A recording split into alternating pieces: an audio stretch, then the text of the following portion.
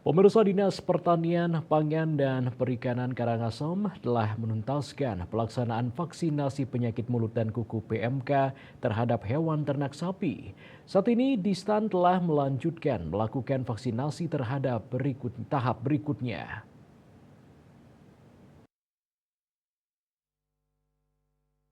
Kepala Dinas Pertanian, Pangan, dan Perikanan Karangasem Nyoman Sikingurah mengungkapkan, untuk vaksinasi PMK tahap pertama telah selesai dilakukan beberapa hari lalu, dan saat ini pihaknya telah melanjutkan ke tahap 2. Sikingurah mengatakan berdasarkan data yang dimiliki per 3 Februari, capaian vaksinasi tahap 1 sebanyak 2.716 ekor atau 3,46%, tahap 2 691 ekor atau 0,88%, tahap 3 708 ekor 0,90% dan tahap 4 437 ekor 0,56%.